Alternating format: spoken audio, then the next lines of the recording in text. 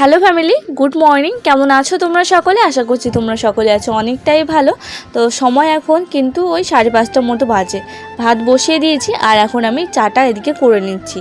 প্রথমেই দেখো গ্যাসটাকে জ্বালিয়ে নিয়ে চা করার জন্য জলটা বসিয়ে দিলাম, সেটার মধ্যে আদা থেতো করে নিয়েছিলাম, সেটা দিয়ে দিলাম। এরপর 3 কাপ চায়ের জন্য 2 কাপ এখানে আমি চিনি ব্যবহার করে নিচ্ছি। আর এর মধ্যে দেখো আমি এখানে না গোলমরিচটাকে একদম শিলনোড়ার মধ্যে একদম থেতো করে নিয়েছিলাম প্যাকেটের মধ্যে। তো সেটাকে কিন্তু এখন গুঁড়ো করে দিচ্ছি। এমনি যদি মানে থেতো করতে যাই তাহলে না শিলটার মধ্যে অনেকটা মানে রয়ে যায়, সেই জন্য চেষ্টা করি প্যাকেটের মধ্যে। আর তেজপাতাটা যে দেখলে তখন গোটা, তো সেটাকে একটুখানি মানে কি বলবো, একটুখানি ভালো করে চটকে নিয়ে এরকম গুঁড়ো গুঁড়ো করে নিয়েছি। তারপর এদিকে দেখো তোমাদেরকে তো বললাম যে ভাতটা কিন্তু আমার রান্না হয়ে গেছে। তো এখানে দেখো আমি লবণ আর হলুদ মাখিয়ে ডিমটাকে কিন্তু এখন ভেজে নিচ্ছি। ডিমের তরকারি করব আর ওই দেখি কিছু একটা ভাজতে হবে। তো এদিকে ডিম ভাজতে ভাজতে তার আগেও আমি একটুখানি আর কি আলু কেটেছিলাম আলু ভাজার জন্য। তারপরে দেখলাম কয়েকটা পটল রয়েছে, সাথে কিন্তু একটা মতো করলা রয়েছে। তো সেই করলাটা কিন্তু আমি এখানে দিয়ে দিয়েছি, কারণ ওই একটা রয়েছে, না ভাতে সেদ্ধ দেওয়া যাবে না কোনো কিছু করা যাবে।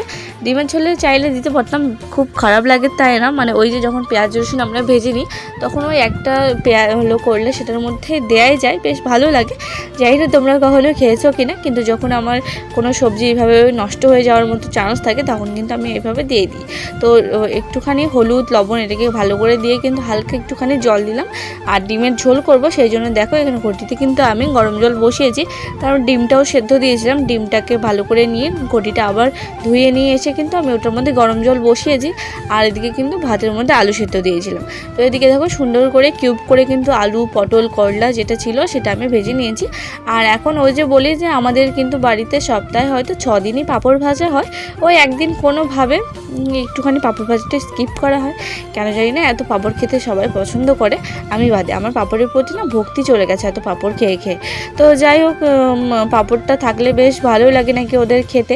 তো এদিকে কয়েকটা কিন্তু আমি পাঁপড় ভেজে নিচ্ছি। আর শুধু আমাদের বাড়িতে না মানে মাথা প্রতি পাঁপড় বা হিসেব করে যে ছোট ছোট যখন পাঁপড়গুলো হয় যে 4-5টা করে এরকম করলে হয় না, আমাদের বাড়িতে পরিমাণে অনেকগুলো করতে হয়, যেন অনেক মানুষ খাবে। কেন বলো তো, ওই যে এক্ষুনি বাবা এসে চাইবে যে আমাকে একটা দাও, তারপরে ও দেখলে আবার এখনই খেয়ে নেবে।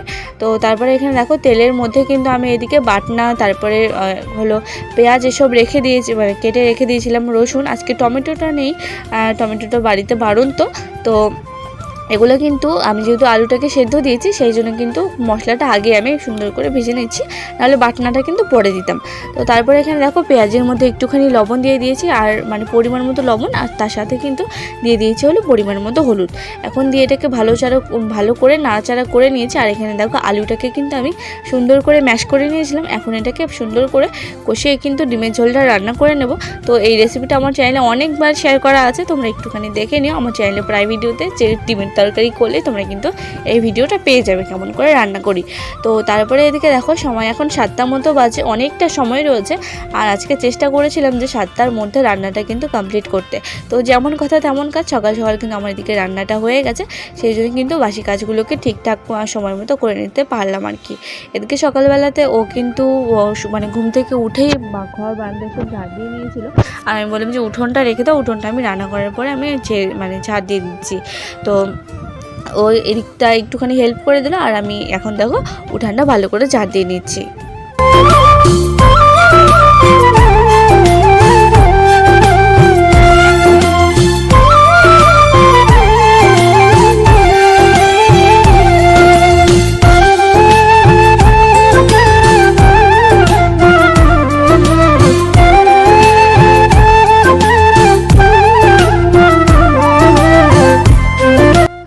যাওয়ার আগে যখন আমার কাজগুলো হয়ে যায় বেশ ভালো লাগে। তো ঝাড় দিয়ে নিয়েছি, আর এখানে দেখো নোছাও দিয়ে দিয়েছি, আর ও কিন্তু বেরিয়ে যাচ্ছে। কিন্তু কি বলো তো, ও যে অনেকটা দিন একটুখানি রান্নার চাপটা বেশি পড়ে যায়, একটুখানি রান্না করতে অনেকটা সময় লেগে যায়। তো আমার মাথায় সবসময় একটা জিনিসই ঘোরে যে কাজ না হলে ও বাড়ি থেকে বেরোতে পারবে, কিন্তু রান্নাটা না হলে তো ওকে না খেয়ে বেরোতে হবে, তাই না? তো সেই জন্য কিন্তু আমি কাজের থেকে রান্নার দিকটাকে বেশি গুরুত্ব দিই আর কি। তো ও চলে যাওয়ার পরে একটুখানি চেষ্টা করছি টুকিটাকি সব কিছু গুছিয়ে নেওয়া। তো এখানে এখানে দেখো বালতির মধ্যে জল নিয়েছি, আর এখন আমি কিন্তু এখানে গোবর গুলিয়ে নিচ্ছি। আর তার সাথে গোবরটা এখন যেহেতু মানে যেগুলো গরু মাঠে থাকে না, যে মাঠে করে, সেই গরুর গোবর কিন্তু একটুখানি সবুজ কালারের হয়, কালো বলবো না, ঠিক সবুজ কালারের হয়। তো সেটার জন্য কিন্তু এইভাবে একটুখানি লাল মাটি দিয়ে দিলে বেশ দেখো কালারটা বেশ লাল লাল আসছে। লাল লাল ঠিক না, মানে গরুর গোবরের যেই একটা মানে মিষ্টি কালারের বলবো না, মানে একটা হয় যেন খয়েরি খয়েরি, তো সেই কালারটা দিলে না মাটিটা দেওয়ার প্রয়োজন পড়ে না। কিন্তু এই যে যেটা একটুখানি সবুজ টাইপের হয়, যেগুলো গরু ধরো মাঠে থাকে বেশি ঘাস খায়, তো সেই গরুর গোবর কিন্তু এই টাইপের হয়। তো আমি সবেমাত্র ঘরে গেছি, ঘরটা লিপেছি আর কি, ঘরটা লিপে এসে দেখছি যে প্রজাপতি এইভাবে সুর দিয়ে জলটা প্রজাপতিটা যখন এইভাবে জল খাচ্ছিল তখন আমার একটা কথাই মনে হচ্ছিল যে আমাদের তো জলের অভাব পড়েছে, তো তাদের সাথে সাথে এই যে ছোট্ট ছোট্ট প্রাণীরা যে জল খাবে তাদেরও কিন্তু অনেকটা জল এড়িয়ে পড়েছে। তো সেই জন্য দেখো শেষ পর্যন্ত কিন্তু এরকম গোবরগুলো জল এসে ওকে খেতে হচ্ছে।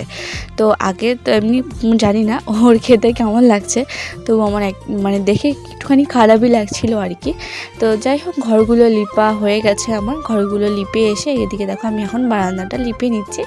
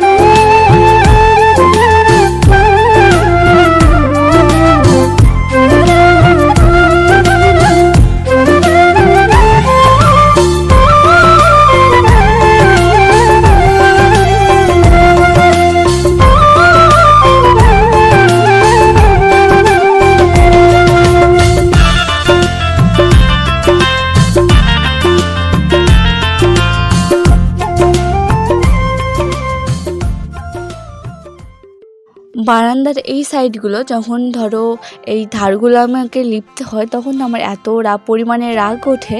আর তার সাথে সাথে দেখছো কেমন রোদ্দুর পড়েছে, যখন এই ছায়ার দিকটা লিপছিলাম সেরকম বিরক্ত না লাগলেও কিন্তু যখন এই রোদ্দুরের দিকটা লিপছিলাম তখন এত বিরক্ত লাগছিল কি আর বলবো। তো ল্যাপাকোচা করার পরে আমি সাধারণত চেষ্টা করি যে 2-1টা জামা কাপড় কাচার, কেন বলো তো ওই যে গোবরের একটা গন্ধ থেকে যায় হাতের মধ্যে, সেই জন্য চেষ্টা করি যে এইভাবে বাড়িঘর লেপার পরে তোমরা আমার ব্লগে খেয়াল করবে এভাবে কিন্তু আমি জামা কাপড় একটুখানি কাচা ধোয়া করি। তো এদিকে আমাদের কয়েকদিন মেলা ছিল, তারপরে ও আমাদের বাড়িতে গেছিলো, তো সেই জন্য কিন্তু কয়েকটা জামা কাপড়, সাথে আমারও কয়েকটা জামা কাপড়, ওর প্যান্ট, সাথে বাবার একটা প্যান্ট, তো সেগুলো কেচে দিয়েছিলাম। আর আজকে না প্যান্টের পকেটে রুমাল তো রাখে, আজকে তার সাথে ঘড়ি রেখে দিয়েছে। তো বলছি এইভাবে একটুখানি টাকা পয়সাও তো রাখতে পারো। বিয়ের 3 বছর ওর পকেট থেকে 1 টাকাও আমি পাইনি যখন আমি জামা কাপড় কাচতে যাই।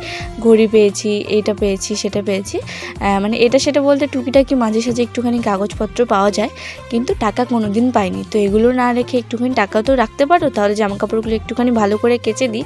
তো এখানে দেখো, তারপরে বললাম না ওই যে হাতে একটা গোবরের জন্য আমি কিন্তু চেষ্টা করি যে আগে লিপে নিয়ে তারপরে এই কাজগুলো করে নেওয়ার। তো এখন দেখো আমি এদিকে চলে আসলাম হলো থাল বাসনগুলো ভালো করে ধুয়ে নিতে। সুন্দর করে মেজে নিয়েছিলাম। আর কি বলবো, কলপাটের অবস্থাটা দেখছো, যখন একটুখানি জল ইউজ করছি, একটুখানি নাড়াঘাটা মানে হচ্ছে আর কি কলপারে, তখন দেখো পুরোটা মানে একটুখানি জল টল হচ্ছে। আর ওই সাইডটা তো বেশি জল যায় না, কারণ এখন বুঝতেই পারছো যে ঝাঁটা দিয়ে সুন্দর করে কিন্তু রোজ দুবেলা ঝাড় দেওয়া হয় না, কারণ ওই যে জল মানে কী বলবো, প্রয়োজনীয় কাজের জন্য জল পাম্প করাটা যেন কষ্টের হয়ে গেছে। আর ওই ঝাঁটা দিয়ে পরিষ্কার করে দেওয়ার তো প্রশ্নই ওঠে না। তো একটুখানি জল দিয়ে চেষ্টা করি এই যে নালার সাইডে যে মুখটা রয়েছে সেটা করে নেওয়ার। তো থালা বাসনগুলো এদিকে নিয়ে আসলাম হলো রান্নাঘরে এসে দেখো কি বলবো, ওই যে জল সবসময় তো ধরো প্রচণ্ড পিপাসা পেয়েছে, তখন তো আর মানে টিউবওয়েল থেকে জল বেরোচ্ছে না, এরকম কিছু একটা ঘটনা হয়ে যাচ্ছে, সেই জন্য একটা মাটির কলস কিনে এনেছিলাম। আর এই দেখো আমি যে জলটা যে এতটা পরিমাণে নিচে যে পড়ছে, তবু আমার কিন্তু জ্ঞান কাণ্ড কিচ্ছু নেই।